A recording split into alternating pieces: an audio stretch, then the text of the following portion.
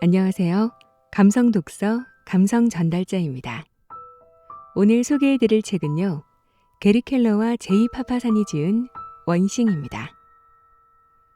세상에는 수많은 할 일과 선택이 존재하는데요. 그 모든 것을 다 해내려고 애쓰다 보면 정작 가장 중요한 무엇인가를 놓치고 마는 것 같기도 하죠. 오늘 소개해드릴 원싱은 우리가 집중해야 할 단 하나의 것, 우리의 삶을 근본적으로 바꾸는 단 하나의 질문을 던집니다. 혹시 지금 바쁘게 살고 있는데 정작 아무것도 이루어지지 않는 기분이시라면 오늘 이 책이 도움이 되지 않을까 싶은데요. 그럼 지금부터 인생의 반전을 부르는 단순함의 힘, 원싱의 책 속의 일부분을 들려드릴게요. 직선 코스로 가라. 우리 삶에는 단 하나를 실행에 옮기고 탁월한 성과를 올리는 데 필요한 간단한 공식이 있다. 공식에 필요한 세 가지 요소는 바로 목적의식, 우선순위, 그리고 생산성이다. 이 세 요소의 연결을 통해 우리는 단 하나의 원칙을 두 개의 분야에 적용할 수 있다. 그중 하나는 크고 다른 하나는 작다. 당신이 가져야 할 큰 단 하나는 목적의식이고 작은 단 하나는 그 목적의식을 행동으로 옮길 때 필요한 우선순위다. 생산성이 높은 사람들은 목적의식에 의해 일을 시작하고 그것을 나침반과 같이 이용한다. 그리고 목적의식의 안내를 따라 자신의 행동을 좌우할 우선순위를 정한다. 이것이야말로 남다른 성과로 가는 가장 빠른 직선 코스다. 목적의식, 우선순위, 생산성을 빙산의 각 부분이라고 생각해보자. 일반적으로 물 밖으로 보이는 부분은 빙산의 9분의 1. 그야말로 빙산의 일각에 지나지 않는다. 생산성, 우선순위, 목적의식의 관계도 이와 똑같다. 우리 눈에 보이는 것은 보이지 않는 큰 것에 의해 결정된다. 생산성이 높은 사람들은 목적의식과 우선순위에 대한 생각이 분명하고 또다시 역으로 목적의식과 우선순위는 사람들이 높은 생산성을 발휘할 수 있도록 밀어붙인다. 수익이라는 결과물을 더하면 기업도 이와 마찬가지다. 일반 대중에게 보이는 것, 즉 생산성과 수익은 언제나 기업의 본질이자 기반인 목적의식과 우선순위에 의해 물 위에 떠 있는 것이다. 모든 기업가는 생산성과 수익을 원하지만 그 두 가지를 얻는 최고의 길은 목적의식을 따르는 우선순위라는 것을 모르는 사람이 너무나 많다. 개인의 생산성은 모든 사업 수익의 기본 요소다. 이 두 가지는 따로 떼어 설명할 수 없다. 비생산적인 사람들로 가득한 기업이 기적처럼 수익을 높이는 것은 불가능하다. 훌륭한 기업은 생산성이 높은 사람들을 기반으로 만들어진다. 그리고 당연하게도 생산성이 가장 높은 사람들은 기업으로부터 가장 큰 보상을 받는다. 목적의식과 우선순위, 생산성을 어떻게 연결하느냐가 성공하는 개인과 수익성 높은 기업이 다른 경쟁자들보다 얼마나 더 높이 올라갈 수 있는지를 결정한다. 이러한 원리를 이해하는 것이 바로 탁월한 성과를 창출할 수 있는 핵심이다. 목적의식을 가지고 살아라. 자, 그렇다면 훌륭한 삶을 창조하기 위해 목적의식을 어떻게 이용해야 하는가? 스크루지 영감 이야기가 우리에게 많은 시사점을 던져준다. 찰스 디킨스가 1843년에 쓴 고전 크리스마스 캐럴은 인색하고 냉담하고 사랑받지 못하던 스크루지가 사려 깊고 배려심 많고 사랑받는 사람으로 변하는 이야기를 통해 우리의 삶이 우리의 선택으로 만들어진다는 것을 잘 보여주는 최고의 작품 중 하나이다. 마음이 차갑고 돈 한 푼에도 벌벌 떨고 탐욕스러우며 크리스마스를 비롯해 사람들에게 행복을 가져다주는 그 모든 것을 경멸하는 스크루지는 인색함과 째째함의 대명사다. 어떻게 보면 우리에게 인생을 어떻게 살아야 할지 가르쳐주는 선생이 되기에 가장 거리가 먼 사람인지도 모른다. 하지만 이 작품에서 그는 우리에게 훌륭한 교훈을 전하고 있다. 어느 크리스마스 이브, 지독한 구두쇠 에버니저 스크루지에게 이전 동업자인 제이컵 말리의 영혼이 찾아온다. 오늘 밤 자네에게 경고를 해주러 찾아왔네. 아직은 나와 같은 운명을 피할 수 있는 기회와 희망이 있어. 앞으로 새 유령이 자네를 찾아올 걸세. 내가 한 말을 꼭 기억하게. 그 새 유령은 과거와 현재, 미래의 유령이었다. 여기서 잠깐 스크루지가 누구인지 다시 생각해보자. 디킨스는 스크루지가 마음속의 차가움 때문에 외모마저도 그대로 얼어버렸다고 묘사했다. 돈에 인색하고 언제나 자기 일에만 신경 쓰는 스크루지는 돈을 최대한 적게 쓰고 최대한 많이 모으려 애쓴다. 그는 비밀이 많았으며 늘 홀로 지냈다. 길에서 그에게 인사를 건네거나 관심을 보이는 사람은 아무도 없었고 그 역시 그 누구에게도 관심을 보이지 않는다. 그는 애정도 없고 고약하며 탐욕스러운 늙은이로 너그러운 면이라고는 찾아볼 수 없다. 그의 삶은 외롭기 짝이 없고 그로 인해 세상은 불행하다. 밤이 깊어지자 3명의 유령이 차례대로 스크루지를 찾아와 그의 과거와 현재, 미래를 보여준다. 유령들의 방문을 통해 그는 자신이 어떻게 현재의 모습이 되었는지, 지금의 삶이 어떻게 흘러가고 있는지, 그리고 결국 그와 그의 주변 사람들에게 무슨 일이 벌어질지를 보게 된다. 끔찍한 경험을 한 그는 다음날 아침 몸을 벌벌 떨면서 잠에서 깬다. 전날 밤에 경험한 것이 꿈인지 현실인지 분간할 수는 없지만 어쨌거나 시간이 많이 흐르지 않았다는 것을 알게 된 그는 매우 기뻐하며 운명을 바꿀 시간이 아직 남아있음을 깨닫는다. 기쁨으로 정신이 멍한 상태로 거리로 달려나간 그는 처음 마주친 꼬마에게 시장에 가서 가장 큰 칠면조를 사서 익명으로 자신의 유일한 직원인 밥 크레치스의 집으로 보내달라고 부탁한다. 그리고 지금까지 볼 때마다 퇴짜를 놨던 자선 활동가를 발견하고는 용서를 구하며 가난한 이들을 위해 큰 돈을 기부할 것을 약속한다. 스크루지는 마침내 조카의 집으로 찾아가 오랫동안 어리석었던 자신을 용서해달라고 말하고 함께 저녁 식사를 하자는 초대를 받아들인다. 그의 진심 어린 축복의 말에 충격을 받은 조카 며느리와 이미 와 있던 다른 손님들은 자신들 앞에 앉은 사람이 스크루지라는 사실을 믿을 수가 없다. 다음 날 아침, 여느 때보다 훨씬 늦게 출근한 밥 크레칫 앞에 스크루지가 나타난다. 이 시간에 출근을 하다니 무슨 짓이지? 이런 태도는 더 이상 참아줄 수가 없구먼. 이런 무서운 반응 앞에 크레칫이 무언가 변명을 하기 위해 입을 열기도 전에 스크루지가 다시 덧붙인다. 그래서 급료를 올려줄 생각이네. 스크루지는 그렇게 크레칫 가족의 든든한 후원자가 된다. 크레칫의 병약한 아들 타이니 팀에게는 의사를 찾아주고 제2의 아버지가 되어준다. 그리고 다른 이들을 위해 시간과 돈을 아끼지 않으며 남은 여생을 보낸다.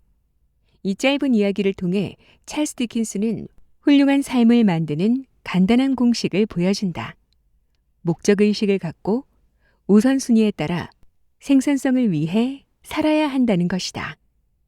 이 이야기를 다시 생각해보면 디킨스가 말한 목적의식이란 우리는 어디로 가는가, 그리고 우리에게 중요한 것은 무엇인가를 합쳐놓은 질문이라는 것을 알 수 있다. 그는 우선순위가 곧 우리가 중요하게 생각하는 대상이고 우리가 취하는 행동에서 나온다는 것을 알려준다. 그리고 삶이란 일련의 연속된 선택이며 우리의 목적의식이 우선순위를 정하고 우선순위가 행동의 생산성을 결정한다는 것을 일깨워준다. 디킨스에게는 우리가 누구인지 결정짓는 것이 곧 목적의식이었다. 스크루지는 비교적 단편적이고 이해하기 쉬운 캐릭터이므로 디킨스의 공식을 렌즈 삼아 크리스마스 캐럴을 다시 한번 살펴보기로 하자. 스크루지의 삶에 있어 목적의식은 처음에는 분명 돈이었다. 그는 돈을 위해 일했고 돈만 움켜쥐고 홀로 지내는 삶을 추구했다. 그는 사람보다 돈을 더 아꼈으며 돈이 모든 수단을 정당화시키는 목표라고 믿었다. 그의 목적의식에 따르면 그의 우선순위는 뚜렷하다. 자신을 위해 최대한 많은 돈을 버는 것이다. 동전을 모으는 것은 그에게 중요한 일이었다. 그의 생산성은 언제나 돈을 버는 것에 집중되어 있었다. 일과를 마치고 쉴 때면 동전을 셌다. 벌고 이익을 올리고 빌려주고 받고 정산하는 것. 이것들이 그의 하루를 채우는 활동들이었다. 그는 탐욕스럽고 이기적이고 주변의 다른 사람들의 어려움에 냉정했다. 스크루지 본인의 기준으로 보면 그는 자신의 목적의식을 이루는 데 있어 매우 생산적이었다. 하지만 다른 사람의 기준으로 보면 그건 비참한 삶에 지나지 않았다. 스크루지가 자신과 같은 운명을 맞게 될까 걱정한 동업자 제이컵 말리가 아니었다면 여기가 이야기의 끝이 되었을 것이다. 그렇다면 유령들이 찾아온 뒤 스크루지에게는 어떤 일이 일어났는가? 우선 그의 목적의식이 바뀌었다. 그리고 그것은 다시 그의 가장 중요한 우선순위를 바꾸어 놓았고 또 그가 생산성을 위해 집중하는 대상 또한 바꾸어 놓았다. 말리가 등장하면서 스크루지는 새로운 목적의식이 삶을 어떻게 혁신적으로 변화시키는지 경험했다. 그래서 그는 어떤 사람이 되었는가? 함께 살펴보자. 이야기가 끝날 무렵 스크루지의 목적의식은 더 이상 돈이 아니라 사람이 되었다. 이제 그는 사람들에게 관심을 쏟는다. 그들의 재정적 문제와 신체적 건강에도 관심을 갖는다. 그리고 어떤 식으로든 남을 도우며 그들과의 인간관계를 즐긴다. 돈을 쌓아두는 것보다 다른 이들을 돕는 것을 더 중요하게 여기고 돈은 그것으로 할 수 있는 선행만큼의 가치를 갖는다고 믿게 된다. 그럼 그의 우선순위는 무엇인가? 한때 돈을 모으고 사람들을 이용하던 그가 이제는 돈을 이용해 사람들을 돕는다. 그의 최우선 순위는 사람들을 최대한 많이 도울 수 있도록 최대한 많은 돈을 버는 것이 되었다. 그의 행동은 어떤가? 언제나 가진 돈을 남들을 위해 쓰는 데 있어 생산성을 발휘한다. 이러한 변화는 놀랍고 이 이야기가 들려주는 교훈은 무엇보다도 뚜렷하다. 우리가 누구인지, 우리가 어디로 가고 싶어 하는지가 곧 우리의 하는 일과 성취하는 바를 결정짓는다. 목적의식에 따라 사는 삶은 그 무엇보다도 강력하고 그 무엇보다도 행복하다. 목적의식이 주는 행복. 사람들에게 삶에서 무엇을 원하느냐고 물어보면 행복이라는 답을 가장 많이 들을 것이다. 구체적인 답변은 매우 다양할 수 있겠지만 우리가 가장 원하는 것은 아마 행복일 것이다. 그런데 행복은 우리가 가장 오해하고 있는 것이기도 하다. 동기가 무엇이든 우리가 살면서 하는 행동 대부분은 궁극적으로 우리 자신을 행복하게 만들기 위한 것이지만 행동은 우리가 생각하는 방식으로 찾아오지 않는다. 열심히 돈을 벌고 살림을 늘리는 이유는 거의 대부분 돈이 우리에게 가져다 줄 것이라 기대하는 기쁨 때문이다. 한편으로는 정말 그렇기도 하다. 돈이나 원하는 것을 손에 넣으면 잠시나마 행복 지수가 솟구친다. 하지만 그 시간은 길지 않은 경우가 대부분이고 이내 원상태로 돌아가고 만다. 예로부터 많은 철학자들이 행복이란 무엇인지 고민해왔고 그들이 내린 결론은 거의 비슷했다. 돈과 재산이 많다고 자동적으로 지속적인 행복이 생기지는 않는다는 것이다. 우리는 주변 환경을 어떻게 해석하느냐에 따라 환경의 영향을 많이 받을 수 있고 적게 받을 수도 있다. 큰 그림을 보지 못하면 반복적으로 성공만 찾게 되기 쉽다. 왜 그럴까? 일단 원하는 것을 얻고 나면 새로 얻은 것에 금세 익숙해지기 때문에 머지않아 행복감이 사라진다. 이는 모든 사람들에게 일어나는 일이다. 그래서 결국 새 생활의 지루함을 느끼고 또 새로운 무언가를 손에 넣고자 한다.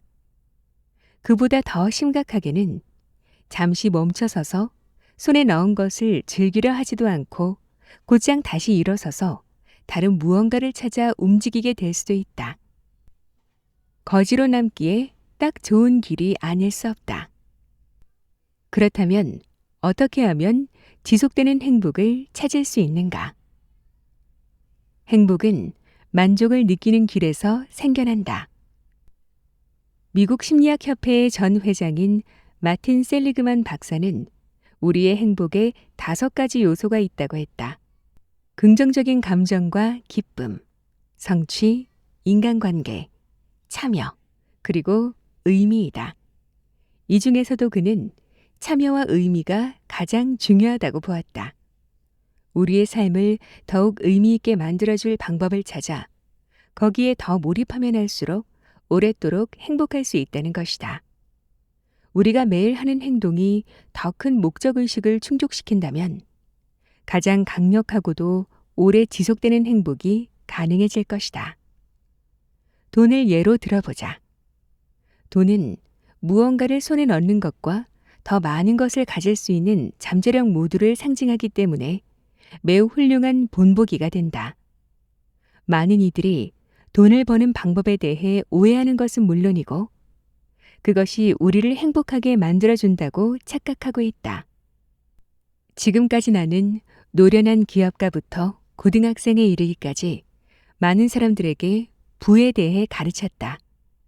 그들에게 돈을 얼마나 많이 벌고 싶은가요? 라고 물을 때마다 매우 다양한 답변이 나왔지만 공통적으로는 금액이 매우 높았다. 그래서 어떻게 그런 숫자를 골랐느냐라고 물으면 대개 잘 모르겠다와 비슷한 답변이 나왔다. 그러면 나는 재정적으로 부유한 사람의 뜻에 대해 말해줄 수 있나요? 라고 되물었다. 그러면 10이면 10, 100만 달러에서 시작해 그 위의 숫자를 답으로 말했다. 어떻게 그 같은 결론을 내렸냐고 물으면 많은 이들이 그게 부자처럼 보여서라고 답했다. 그에 대한 나의 반응은 이랬다. 그렇기도 하고 아니기도 하다. 그건 모두 당신이 그 돈을 갖고 무슨 일을 하느냐에 달려있다. 나는 재정적으로 부유한 사람이란 목적의식에 부합한 돈 이외에도 충분한 돈을 버는 사람이라고 생각한다. 자, 이러한 정의는 받아들여지기 어렵다는 것을 알고 있다. 그래도 재정적으로 부유하려면 먼저 삶의 목적의식이 있어야 한다. 달리 말해 목적의식이 없으면 언제 충분한 돈을 갖게 되는지 알 길이 없고 따라서 결코 재정적으로 부유해질 수 없다. 돈이 우리를 행복하게 만들어줄 수 없다는 게 아니다. 어느 수준까지는 분명 그렇게 해줄 수 있다. 하지만 어느 시점에선가는 그 효과가 사라진다. 돈이 행복감을 계속해서 가져다 주는 건 그 돈을 원하는 이유에 달려 있다. 흔히 목표가 수단을 정당화시켜선 안 된다고들 한다. 하지만 행복의 경우에는 다르다. 행복이 목표일 때는 그것을 이루기 위한 수단을 통해서만 행복이 만들어질 수 있다. 그저 돈을 목적으로 더 많은 돈을 원한다면 그 돈을 통해 얻고자 하는 행복을 얻지 못할 것이다. 행복은 더 많은 재산보다는 더 큰 목적의식을 가졌을 때 나타난다. 그래서 행복은 만족으로 가는 길에 나타난다고 하는 것이다. 흔들림 없는 변화의 시작. 목적의식은 개인적 강인함, 즉 자신의 신념을 굳게 믿고 그것을 계속 지켜나갈 수 있는 힘의 궁극적 원천이다. 탁월한 성과를 내려면 자신에게 무엇이 중요한지 알고 매일 그것과 발맞추어 행동해야 한다. 명확한 목적의식을 가지면 인생이 더욱 또렷이 보이고, 그러면 방향에 대한 확신이 생기며 이것은 또다시 더 빠른 의사결정으로 이어진다. 의사결정의 속도가 빨라지면 누구보다도 빠른 선택이 가능해져 최고의 선택지를 갖게 될 수 있다. 그리고 최고의 선택지를 갖게 되면 최고의 경험을 할 기회가 생긴다. 이것이 바로 어디로 갈지 잘 알면 인생이 제공하는 최고의 결과물과 경험을 누릴 수 있게 되는 이유다. 목적의식은 또한 일이 잘 풀리지 않을 때에도 도움이 된다. 때로 살기가 힘들어지고 그 일을 피해 돌아갈 길을 찾기 힘들 때가 있다. 높은 목표를 가지고 살다 보면 자기 나름의 힘든 시기를 겪을 수밖에 없다. 우리 모두가 이런 경험을 한다. 그러나 어떤 일을 할 때 잘 안 풀리더라도 스스로 그 이유를 제대로 알고 있다면 더욱더 노력할 수 있는 동기와 의지가 생긴다. 남다른 성과를 만들어내기 위해서는 성공할 때까지 한 가지 일에 집중하는 것이 가장 기본적인 조건이다. 목적의식은 스스로 정한 길에서 벗어나지 않게 하는 강력한 접착제와 같은 역할을 한다. 자신이 하는 일이 목적의식에 부합할 때 당신의 삶은 리듬을 타듯 수월하게 움직일 것이고, 당신의 발걸음은 머릿속과 가슴속에서 들려오는 소리와 일치하게 될 것이다. 목적의식을 가지고 살아라. 그러면 일하는 동안 자신도 모르는 사이에 콧노래를 부르고 휘파람을 불고 있을 것이다. 나의 목적의식은 사람들을 가르치고 조언하고 책을 통해 사람들이 최대한 훌륭한 삶을 살도록 돕는 것이다. 그렇다면 나의 삶은 어떤 모습이겠는가? 가르치는 것은 거의 30년 가까이 나의 단 하나의 일이었다. 처음에는 고객들에게 시장에 대한 것과 훌륭한 의사결정을 내리는 방법에 대해 가르쳤고, 그 다음에는 교실에서, 영업회의에서, 아니면 1대1로 영업사원들을 가르쳤다. 그러고 나서는 기업가들을 상대로 수업을 진행했다가 이후 주제를 넓혀 성과를 위한 모델과 전략으로 바뀌었고, 지난 10년 동안에는 구체적인 삶의 원칙들에 대해 세미나를 진행해 오고 있다.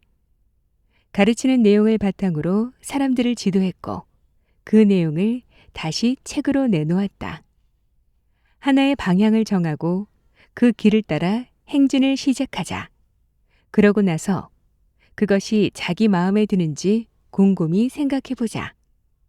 시간이 시각을 더욱 뚜렷하게 만들어줄 것이다. 마음에 들지 않는다면 언제든 생각을 바꿀 수 있다. 이것은 당신의 삶이니 말이다. 우선순위에 따라 살아라. 여기에서 어느 방향으로 가야 하는지 알려주시겠어요? 그건 네가 어디로 가고 싶어 하느냐에 달렸지. 고양이가 대답했다. 어디로 가든 상관없어요. 앨리스가 말했다. 그렇다면 어느 방향으로 가든 상관없잖아. 루이스 캐럴의 이상한 나라의 앨리스에 등장하는 앨리스와 채셔 고양이의 대화를 보면 목적의식과 우선순위의 밀접한 관계가 잘 나타나 있다. 목적의식을 가지고 살면 자신이 어디로 가고 싶은지 알 수 있다. 그리고 우선순위에 따라 살면 그 어디에 이르기 위해 무엇을 해야 하는지 알게 된다. 새로운 하루가 시작될 때마다 우리에게는 선택권이 주어진다. 무엇을 하면 좋을까? 혹은 무엇을 해야 할까? 라고 물을 수도 있다. 방향이나 목적의식이 없어도 무슨 일인가를 하면 어디론가 갈 수는 있다. 하지만 목적의식을 가지고 어딘가에 가는 경우라면 반드시 가야 하는 그곳에 도달하기 위해 해야만 하는 행동이 따르기 마련이다. 큰 그림을 위한 점입기. 스크루지가 깨달았듯 우리의 삶은 우리가 품는 목적의식에 따라 움직인다. 하지만 스크루지도 직면해야 했던 한 가지 문제가 있다. 목적의식이 바꿔놓는 우리 삶의 크기는 거기에 연결된 우선순위의 힘과 정비례한다는 것이다. 우선순위가 없는 목적의식은 무력하다. 목표 설정에 대해 가르칠 때마다 나는 목표와 우선순위가 어떻게 함께 움직이는지 보여주는 것을 최우선 순위로 삼는다. 그러기 위해 왜 목표를 세우고 계획을 만드는가라고 묻는다. 매우 다양하고도 좋은 답변이 나오기도 하지만 사실 우리가 목표와 계획을 세우는 이유는 단 하나다. 삶에서 중요한 순간을 잘 활용하기 위해서다. 과거에서 교훈을 얻고 미래를 예측할 수는 있지만 우리의 현실은 당면한 현재다. 지금 당장이 우리가 가진 전부다. 우리의 과거는 이전의 현재이고 미래는 잠재적인 현재에 불과하다. 이런 점을 강조하기 위해 나는 강력한 우선순위를 설정하는 방식을 현재에 근거한 목표 설정이라 부르기 시작했다. 애초에 우리가 왜 우선순위를 만드는지 강조하기 위해서다. 성공에는 한 가지 진실이 있다. 이번의 순간에 무엇을 하느냐가 다음 순간에 무엇을 경험하느냐를 결정한다는 것이다. 당신의 현재 지금과 모든 미래 지금들은 분명 당신이 이 순간에 설정하는 우선순위에 따라 결정된다. 현재와 미래의 자신 중 승리를 거두는 쪽이 바로 그 우선순위를 정하는 결정 요인이다. 오늘 $100를 받겠느냐, 내년에 $200를 받겠느냐는 질문을 받으면 어느 쪽을 택하겠는가? $100? $200? 만약 당신의 목표가 이 기회를 통해 최대한 많은 돈을 버는 것이라면 $200를 택할 것이다. 하지만 이상하게도 대부분의 사람들은 정반대의 선택을 한다. 사람들은 작은 보상보다는 큰 보상을 좋아하면서도 현재의 보상과 미래의 보상을 비교할 때는 현재의 보상을 훨씬 더 선호한다. 미래의 보상이 훨씬 크더라도 말이다.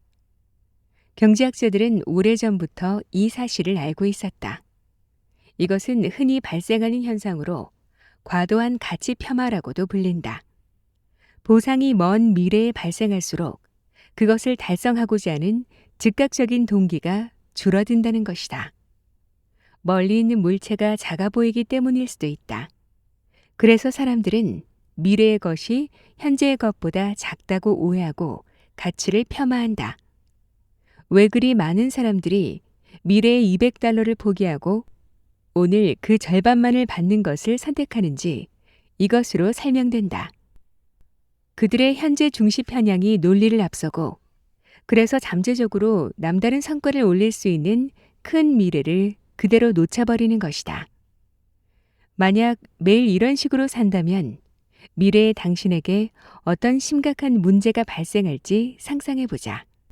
만족 지연에 대해 나누었던 이야기가 생각나는가? 마시멜로 한 조각으로 단순하게 시작된 경험이 나중에는 그 사람에게 훨씬 더 중대한 영향을 미치지 않았던가? 우리에게는 유혹을 뿌리치고 올바른 우선순위를 정하고 목적의식을 완수하는데 조금 더 가까이 다가설 수 있는 단순한 사고방식이 필요하다. 현재에 근거한 목표 설정이 바로 그것을 도와줄 것이다. 현재에 근거한 목표 설정이라는 필터로 미래의 목표를 정하고 그것을 체계적으로 정리해 지금 당장 해야 할 일을 만들어 보자.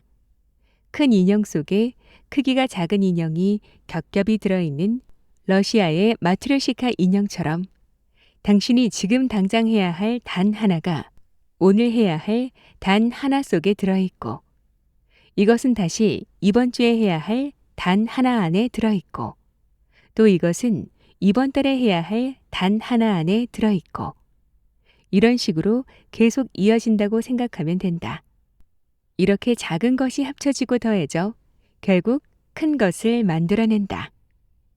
여기까지 했다면 당신도 줄을 맞춰 도미노를 세우기 시작한 것이다.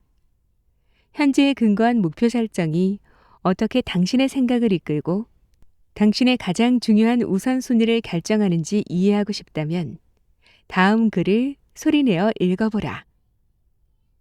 최종의 목표를 이루기 위해 앞으로 5년 내에 내가 할 수 있는 단 하나는 무엇인가? 5년의 목표를 바탕으로 최종 목표, 5년의 목표를 달성하기 위해 올해 내가 할 수 있는 단 하나는 무엇인가?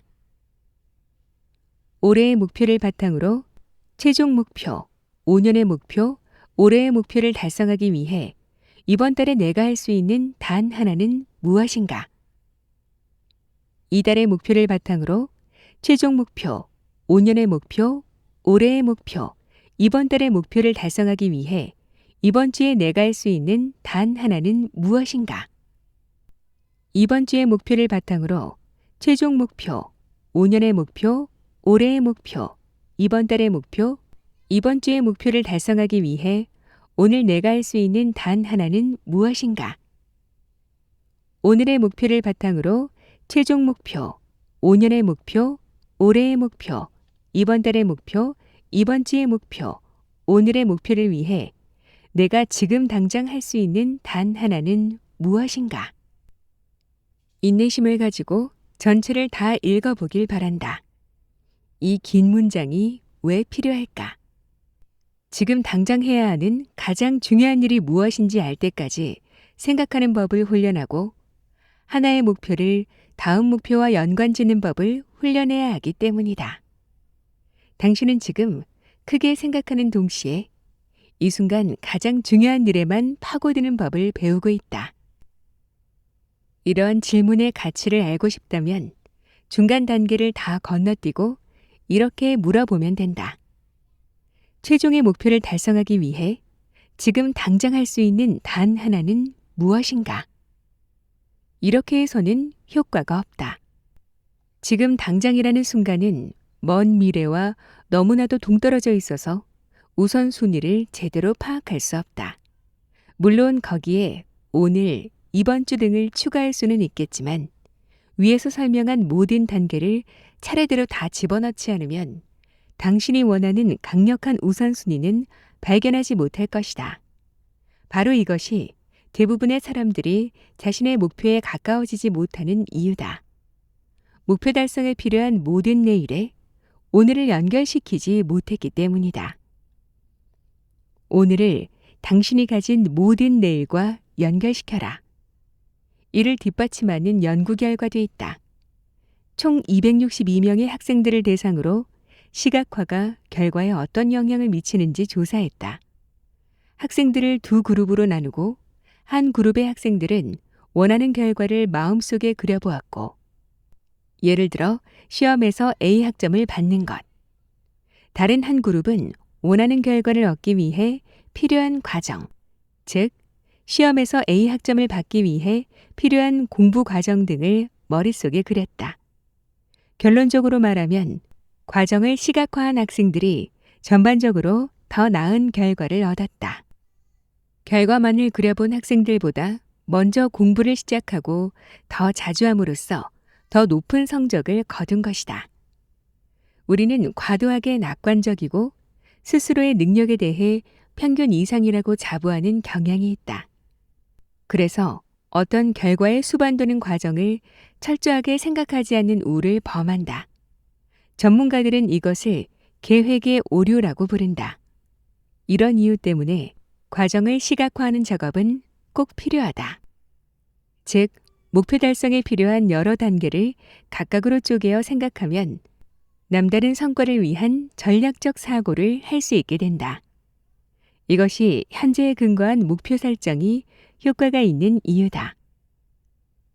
나는 사람들과 매일 이런 대화를 나눈다. 그들이 내게 무엇을 해야 좋겠는지 물을 때 이 대화는 특히 효과가 있다. 그런 질문을 받으면 나는 이렇게 되묻는다. 그 질문에 답하기 전에 먼저 한 가지 물어볼게요. 당신은 지금 어디로 가고 있고 최종적으로 어디에 있고 싶습니까? 그러고 나서 현재에 근거한 목표 설정 방법을 함께 익히다 보면 그들은 재빨리 상황을 파악하고 스스로 해답을 알아낸다. 그리고 그들이 지금 당장 해야 할 단 하나를 내게 알려줄 때쯤이면 나는 웃으며 이렇게 묻는다. 그럼 지금 당장 가서 그 일을 해야죠. 왜 아직도 여기서 나랑 이야기를 나누고 있죠? 마지막 단계는 자신이 찾은 답을 종이에 적는 것이다. 목표를 종이에 적는 것에 대해서는 지금까지 무수히 많은 조언을 들었을 것이다. 그러는 데는 다 이유가 있다. 그것이 효과적이기 때문이다. 2008년 캘리포니아 도미니칸 대학교의 게일 매튜스 박사는 변호사, 회계사, 비영리 단체 종사자, 마케팅 종사자 등 다양한 직업과 국적을 가진 267명의 실험 참가자를 선발해 실험을 실시했다. 그중 자신의 목표를 직접 적어둔 사람은 그것을 달성할 가능성이 그렇지 않은 사람보다 39.5%나 높았다. 목표와 가장 중요한 것을 적어두는 것은 우선순위에 따라 살기 위해 당신이 해야 할 마지막 단계다. 그리고 무슨 일을 해야 할지 알게 된 다음 해야 할 단 한 가지는 이것을 실천하는 일이다. 우리가 누구인지, 우리가 어디로 가고 싶어 하는지가 곧 우리의 하는 일과 성취하는 바를 결정짓는다. 목적의식에 따라 사는 삶은 그 무엇보다도 강력하고 그 무엇보다도 행복하다. 저는 이 문장이 가장 마음에 와닿았습니다. 저자는 찰스 디킨스의 크리스마스 캐럴 속 스크루지 영감의 이야기를 렌즈 삼아 설명해 주는데요. 스크루지의 삶에서 가장 중요한 목적의식은 처음에는 돈이었죠. 모든 수단을 정당화할 수 있는 유일한 목적이라고 믿었으니까요. 그런데 유령들과의 밤을 보낸 후 그의 인생에서 진짜 중요한 것이 사람이라는 걸 깨닫게 됩니다. 남을 도우며 그들과의 인간관계를 즐기고 돈으로 할 수 있는 선행이 훨씬 더 중요한 가치가 있다는 걸 알게 된 거죠. 그렇게 그의 삶을 180도로 바꾼 건 바로 목적의식이었어요. 우리도 마찬가지 아닐까요?